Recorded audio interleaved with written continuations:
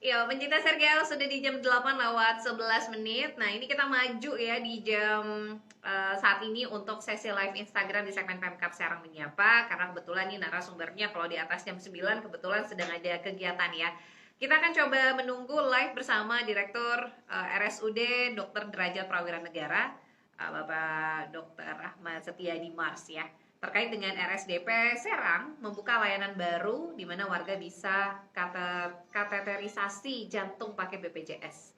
Bapak, Assalamualaikum warahmatullahi wabarakatuh. Selamat pagi, Direktur RSDP, Bapak Dr. Ahmad Setiadi. Apa kabar, Bapak? Waalaikumsalam warahmatullahi wabarakatuh. Mbak Fitri bisa ketemu lagi dan Sargau. Alhamdulillah. Alhamdulillah. Saja. Rumah sakit juga. Amin. Amin, amin, amin. Alhamdulillah nih, Pak Direktur bisa meluangkan waktu ini untuk selalu standby kalau dihubungi Serenggawa FM. Mudah-mudahan nggak bosan ya, Dok? Insya Allah enggak, buat peningkatan kesehatan masyarakat Serang. Betul, betul. Betul, termasuk juga sebagai bentuk sosialisasi jika memang ada program ataupun juga layanan baru ya dari RSDP Serang begitu ya, Pak Direktur. Nah, ini salah satu yang mungkin juga sebagai bentuk sosialisasi. Tapi sebelum masuk ke tema nih, Dok, di RSDP sendiri sudah di bulan Februari, sudah di bulan kedua. Lagi sibuk apa sih, Dok? Alhamdulillah sih kita kalau pasien kan nggak berhenti ya. Kita nggak bisa berhenti seperti yang lain gitu loh, waktu-waktunya. Kalau pasien seperti itu, jadi kita tetap membenahi pelayanan. Gitu. Pelayanan. Karena Poli sudah dibuka seperti biasa ya setelah COVID mereda begitu ya, Dok? Alhamdulillah COVID sudah mereda ya, tapi memang kita masih merawat gitu ya. Cuma kita lebih fokus lagi sekarang membenahi fasilitas yang dipakai COVID itu dikembalikan lagi ke yang umum gitu. Alhamdulillah ya, ini kita sudah keluar istilahnya walaupun masih kondisi masih terdapat kasus, namun tidak se-hektik pada saat di 2021, 2020 mungkin ya, Dok ya? Betul, kalau 2020, 2021 tidak ada jeda kita istirahat ya untuk menangani COVID. Kalau sekarang tinggal menunggu dari Presiden kan ini mau diarahkan ke mana gitu dengan Kementerian Kesehatan mau kita ini kan pandemi terus apa mau jadikan ini. Tapi kalau dalam posisi seperti itu kita masih tetap mempersiapkan perawatan untuk COVID. Tapi kita sudah kan ke perawatan umum lagi sudah kembali. Gitu. Baik, jadi ini pelayanan umum poli-poli yang memang sudah berjalan, tentu saja ini sudah kembali dioperasikan begitu ya, Dok ya. Kemudian juga hampir normal lagi, kembali seperti pelayanan. Hampir normal lagi. Ya. Mudah-mudahan nanti bisa secara bertahap bisa kembali begitu ya. Tentu saja dengan fasilitas dan juga tenaga SDM-nya begitu ya, Dok ya. Entah itu dari dokter umum, spesialis, subspesialis, begitu ya, Dok? Betul. Kita sambil melayani itu, kita juga meningkatkan pelayanan yang ada di RSDP. Nanti kita akan bahas adalah cat lab. Nah, selain itu juga maternal neonatal kan sekarang masih banyak tuh. Nah, kita juga menurunkan angka kematian maternal neonatal itu bekerja sama dengan dinas kesehatan gitu. Ya, karena kita ketahui nih RSDP bukan hanya rumah sakit yang memang masyarakat Kabupaten Serang saja coverannya, tapi juga rumah sakit rujukan dari berbagai daerah lain di luar Kabupaten Serang ya, Dok? Betul. Jadi kita juga selain menangani itu kan ada prognas juga nih kayak misalkan stunting, kita tetap menangani stunting, program nasional ya. TBC itu juga kan MDR kita resisten. Nah, kita juga menerima rujukan dari rumah sakit dan kabupaten lain untuk MDR, lalu juga HIV, AIDS. Nah, kita juga menerima itu. Jadi beberapa masih kita berusaha bertahan dan meningkatkan lagi fasilitas, pelayanan supaya lebih baik lagi gitu, Mbak Fitri. Amin. Nah, salah satunya juga ada cat lab ya, Dok ya. Ini salah satu layanan terbaru yang sudah bisa diberikan ya layanannya kepada masyarakat, dan alhamdulillah ini sudah bekerja sama dengan BPJS begitu ya, Dok? Alhamdulillah sudah. Jadi kita memang Cat Lab ini kita buka mulai tahun kemarin di bulan September gitu kita buka, tapi memang karena kosnya yang agak sedikit tinggi kalau untuk umum, nah, memang hanya pasien-pasien hanya satu dua gitu dalam penanganan Cat Lab. Nah, dalam posisi itu kita berusaha tahun ini di awal tahun, di akhir tahun kemarin kita bekerja sama, dan di awal tahun kita melayani pasien-pasien ke Cat Lab. Memang yang paling banyak 98 sampai 99% kan pasien kita BPJS. Nah, kita bekerja sama dan alhamdulillah kita diberikan keleluasaan oleh BPJS untuk kita menangani Cat Lab ini. Gitu. Baik. Nah, Dok, Cat Lab ini sendiri seperti apa sih? Kan ini memang khusus untuk pasien kasus jantung begitu ya, Dok? Ya, betul. Cat Lab ini hanya memang dikhususkan untuk pasien jantung. Kalau kita bilang orang-orang dari waktu saya kecil gitu angin duduk, atau sekarang kita bisa bilang jantung koroner ya. Nah, itu akan ada beberapa macam. Nanti kita arahkan kalau dari dokter umum ini mengetahui bahwa ada jantung koroner, itu ada tipe-tipenya. Nah, kita arahkan ke dokter spesialisnya. Nah, dokter spesialisnya nanti yang akan menentukan, oh ini sekarang dilakukan Cat Lab gitu, dilakukan pemasangan ring. Nah, ada sito dengan ada elektif. Kalau sito waktu itu juga kita lakukan. Kalau yang elektif kita rencanakan kapan yang paling tepat untuk melakukannya gitu.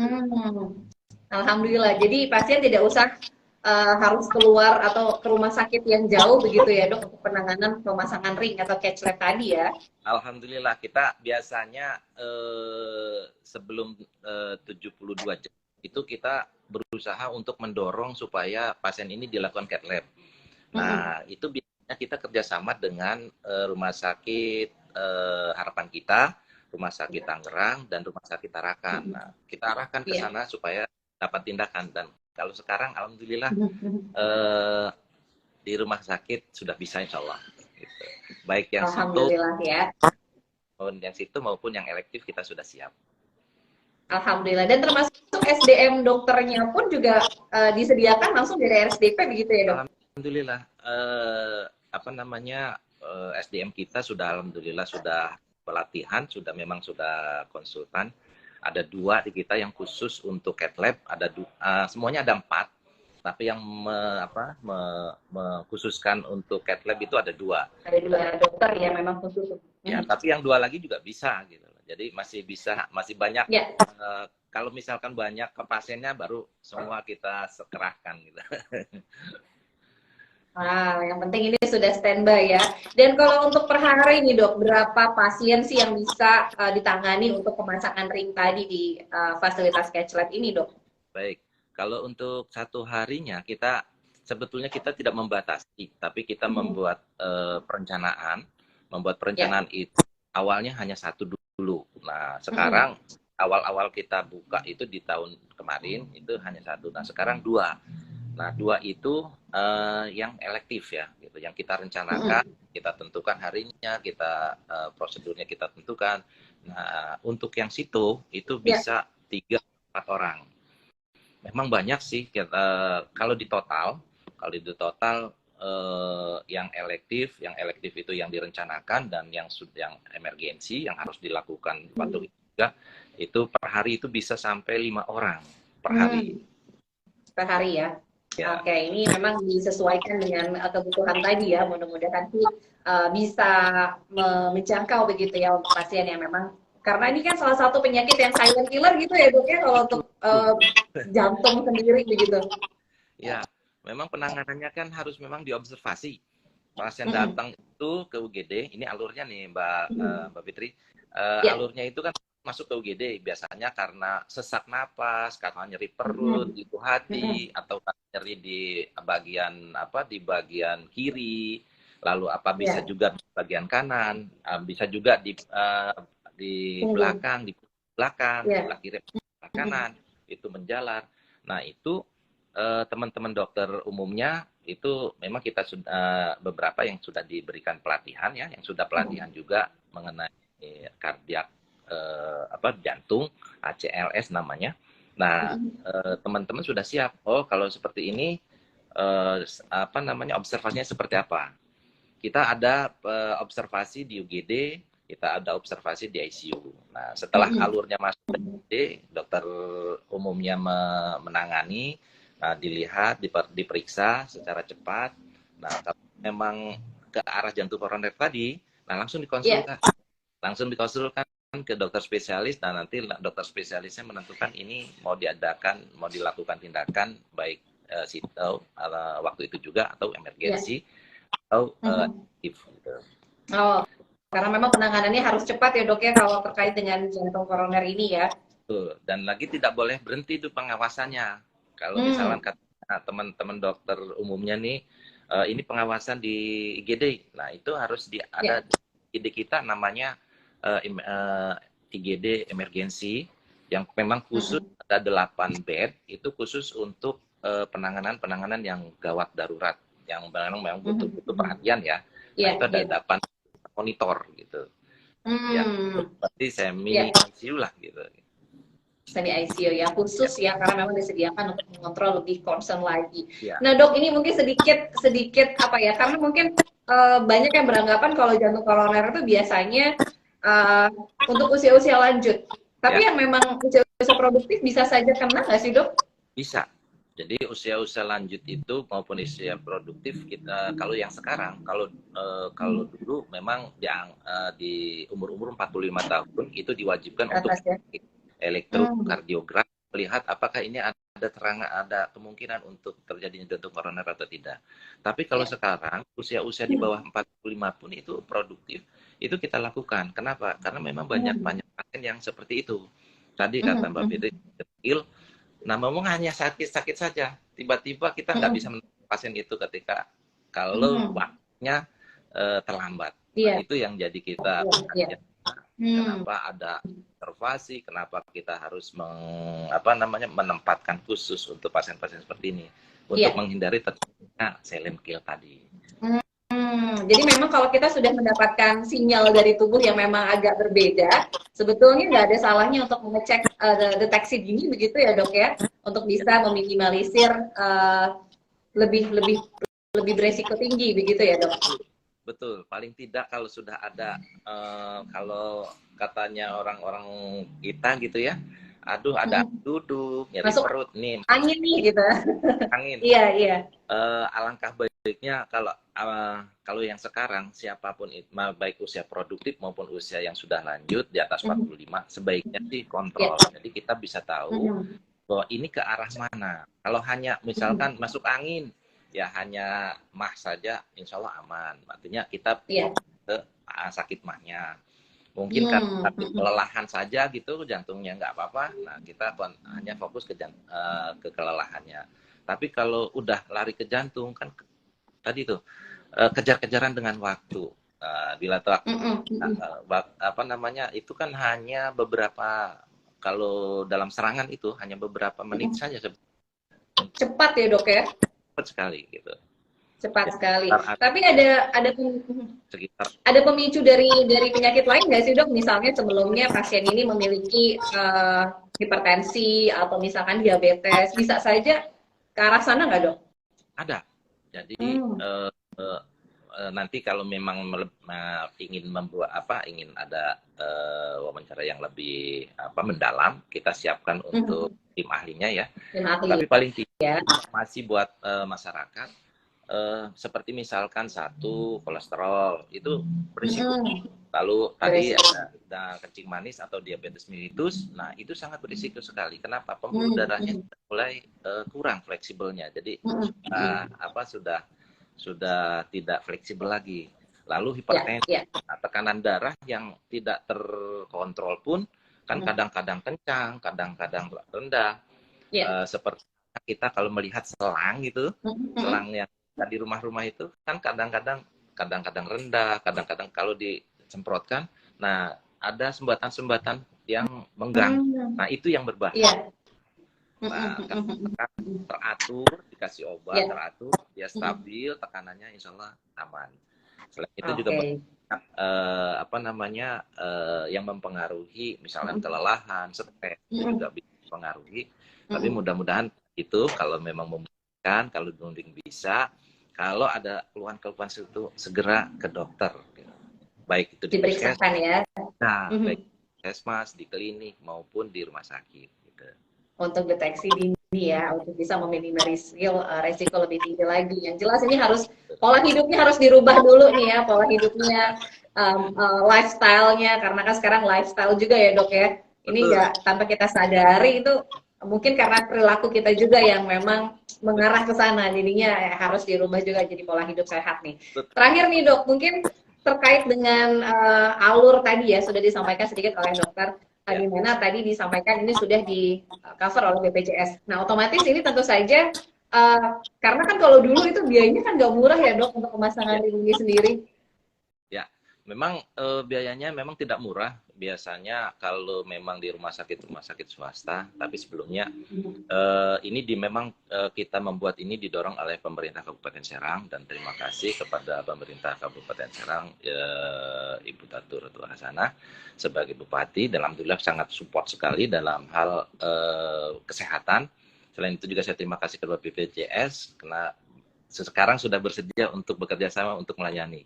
Nah ini pelayanan ini memang perlu sekali alurnya itu. Kalau memang dulu dengan kondisi seperti ini tidak bisa dijangkau oleh orang-orang karena high cost, tinggi biaya, memang kalau di swasta memang lebih dari 50 juta kemarin. Saya sudah nanya untuk tindakan-tindakan di beberapa rumah sakit swasta. Tapi kalau di kita, alhamdulillah BPJS sudah menanggung, sudah bisa bekerja sama kita, dan alhamdulillah pasien tidak dipungut biaya sedikit pun gitu. Alhamdulillah ya, ini sudah ada kerjasama tentu saja dengan arahan dari Ibu Bupati. Kemudian juga kerjasama dengan BPJS, luar biasa nih RSDP, sangat-sangat inovasi begitu ya, cepat begitu dengan menambah lagi layanan-layanan terbaik begitu ya dok. Begitu, mudah-mudahan kita lebih bisa meningkatkan lagi pelayanan-pelayanan yang lain gitu selain banyak. Amin. Karena memang kalau harus dirujuk ke daerah lain kan selain waktu begitu ya dok, karena harus penanganan cepat, kemudian juga kan memang ada yang lebih dekat begitu ya. Dengan fasilitas yang sama.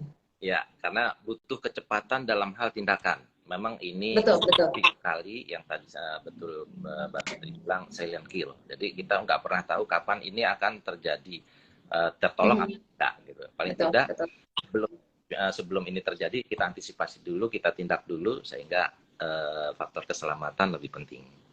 Paling penting diutamakan ya. Tapi sekali lagi mencegah lebih baik daripada mengobati. Jadi rubah pola hidup ya, lifestyle terutama, lebih mengutamakan juga gaya hidup yang sehat begitu. Terakhir dok, pesan apa yang ingin disampaikan nih dok? Mungkin dari layanan juga untuk RSDP, kemudian apa yang ingin disampaikan ke masyarakat Kabupaten Serang? Enggak dok? Baik, terima kasih. Mungkin ini mungkin masyarakat bisa kurang mengetahui apa saja sih layanan yang ada di RSDP. Pada dasarnya kita sudah mulai meningkatkan pelayanan-pelayanan di RSDP. Pertama ya tadi cath lab, jantung, kita mengarahkan jantung penanganan yang sampai advance di rumah sakit RSDP. Yang kedua ada juga pelayanan maternal neonatal. Kita coba juga meningkatkan pelayanan neonatal untuk menurunkan angka kematian ibu dan anak gitu. Dan alhamdulillah di tahun ini dari tahun kemarin kita sudah mulai menurun. Selain itu juga mungkin Mbak Fitri mau face off di kita ya. Di bedah plastik ini bisa lah supaya hidung kita lebih mancung, bisa. Ini sudah ada layanannya ya dok ya. Ya, mungkin mata kita agak sedikit sedikit agak lebih supaya lebih menarik. Nah itu. Gak usah jauh-jauh ke Korea ya dok. Ya. Dokter spesialis sudah ada di kita. Sudah ada bedah plastik ya. Tapi atas indikasi medis. Belum indikasi kosmetik belum. Kita belum bisa. Kalau karena untuk estetik aja misalnya gitu ya. Jadi harus ada indikasi medis dulu ya. Dan banyak lagi misalkan tambahannya misalkan urologi, misalkan ada batu. Kita kita pecahkan pakai laser itu sudah mulai bisa di DP gitu. Oh, ini luar biasa nih, banyak sekali nih dok inovasi-inovasi, dan tentu saja RSDP setiap tahun pun juga mendapatkan apresiasi begitu ya. Ada beberapa layanan-layanan yang luar biasa mendapatkan prestasi juga untuk apresiasi layanan-layanan juga ya dok ya.